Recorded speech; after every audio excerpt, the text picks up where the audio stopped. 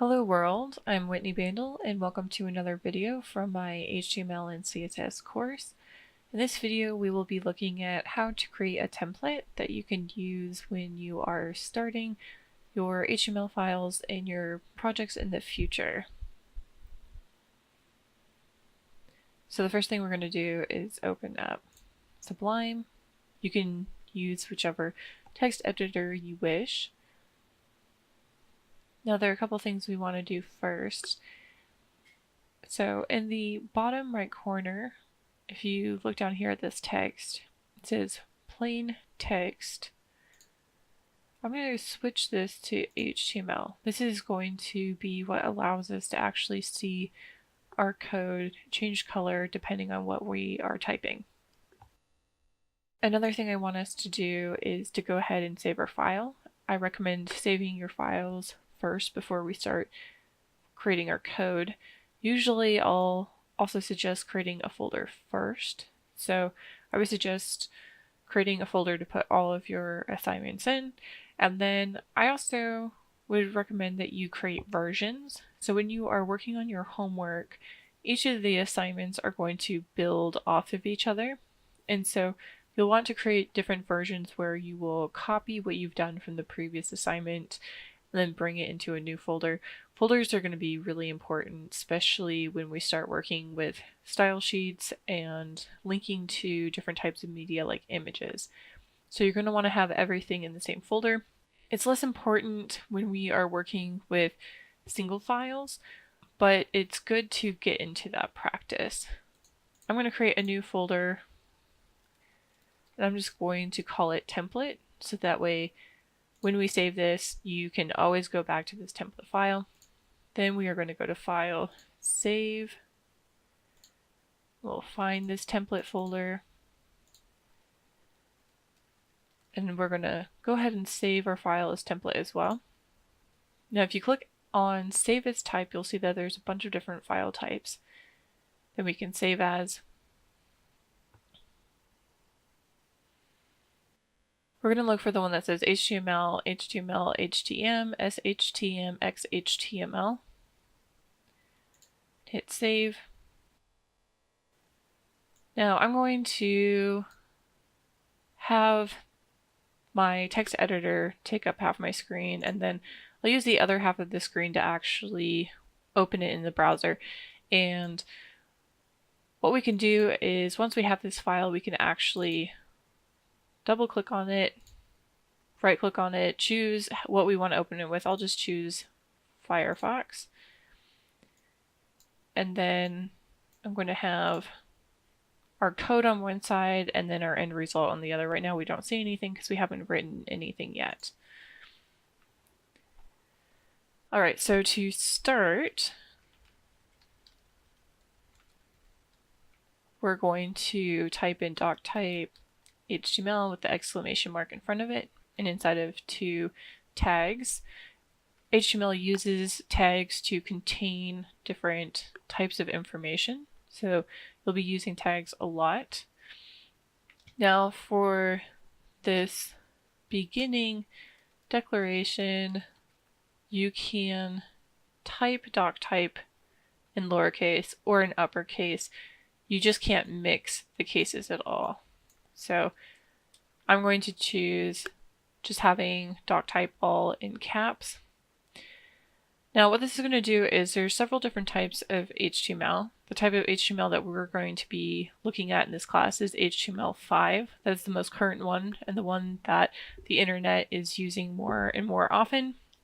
Some websites still use older versions of HTML. The last one was XHTML, and it was very strict in how you had to write your code in order for it to be validated and recognized. HTML5 is a lot more lenient in how you write your code. It's a little bit more user-friendly in some ways. So before you actually start writing your code, you need to have the file essentially communicate to the browser what to expect. Kind of goes back to that idea of communication and standards. You have to agree upon what type of communication you're going to be doing before you can actually communicate.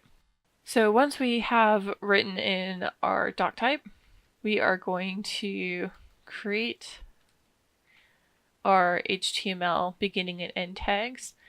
So a lot of the elements that we're going to be writing, the majority of the elements that we're going to be writing in HTML are going to have an opening and an end tag.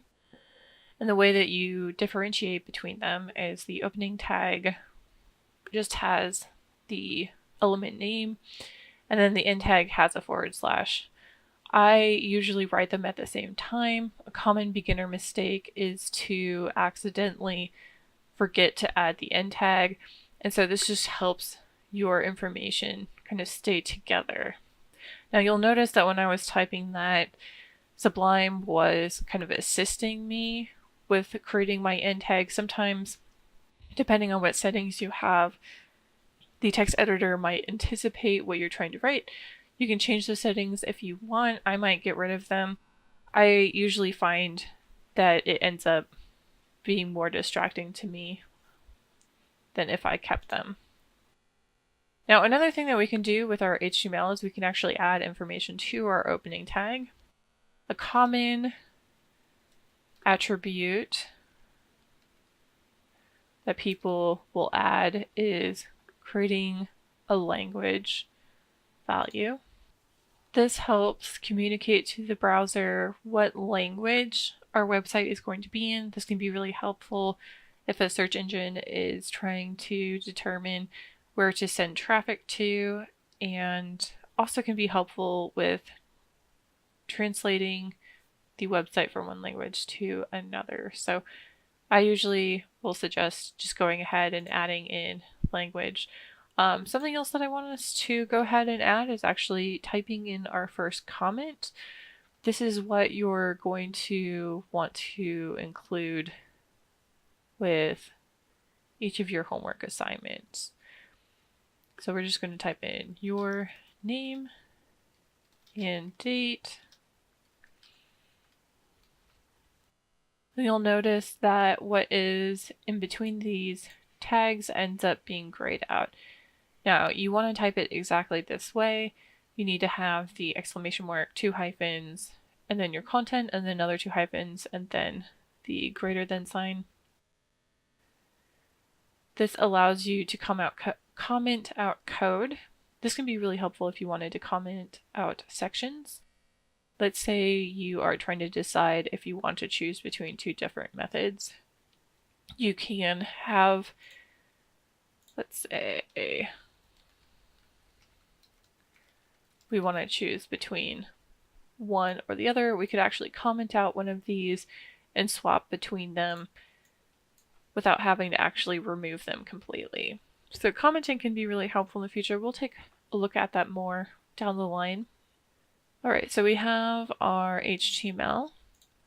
Everything that we're going to create is going to go inside of the HTML tags. I like to think of it as those nesting dolls where each of the containers are open up into another container. This is also where we're going to indent. This helps visually construct that idea of what is being contained inside of another element. So we are going to create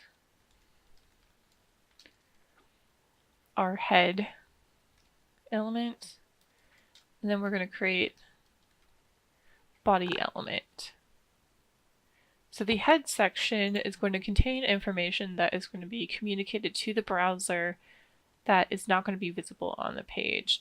This is the information that the browser needs to know. For example, if we have a style sheet that we're linking to, it lets the browser know what type of styles there is going to be. If you have some type of script, like a JavaScript, this is where you would link your script information.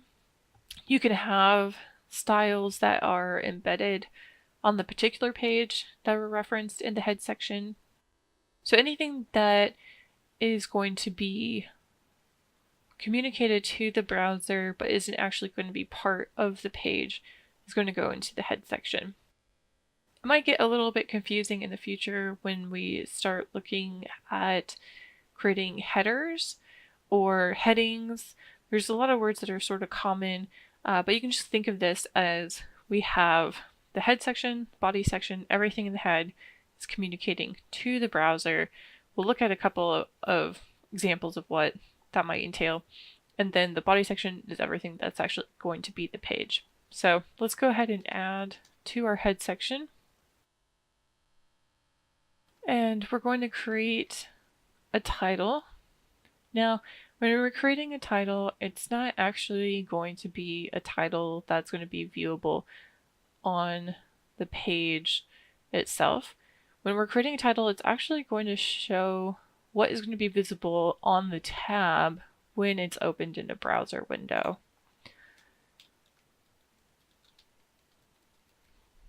So we're just going to type in hello world.